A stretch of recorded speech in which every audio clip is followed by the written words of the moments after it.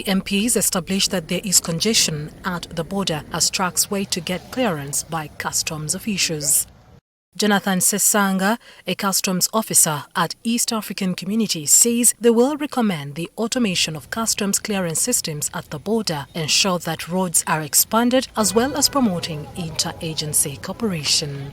There's need to improve on the utilization of the processes so that instead of trucks lining up at the border, probably they can park somewhere, but then there are electronic cards or tickets that are issued, which they can use to alert them that there's need now to proceed to the border to cross in order to avoid the congestion by lining up.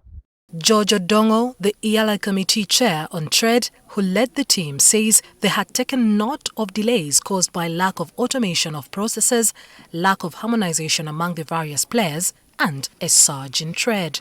We have taken note of the delays that exist at the border points.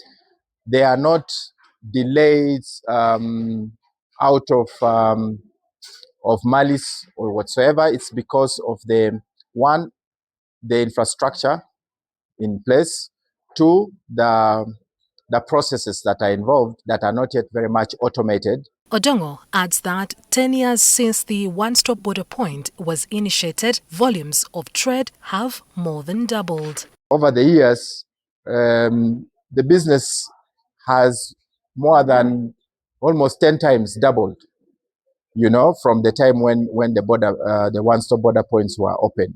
So it means that we need now to recalibrate our processes. We need to build more infrastructure. We need actually to put a projection of about 20 to 30 years from now.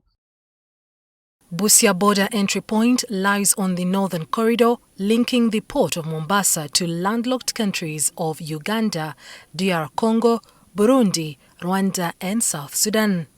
Every day, the border receives over 1,200 trucks arriving from Kenya and crossing from Uganda to Kenya, and is a main entry point for fuel. The growth in volume of trade causes delays affecting trade and inking truck drivers. Bilateral meetings, Kenya and Uganda have been held to come up with frameworks to tackle the delays and congestion of trucks at the border, which appears to simply remain on paper. EALA legislators held a consultative meeting with border officials from the various agencies, among them customs, immigration, security and standard enforcement bodies.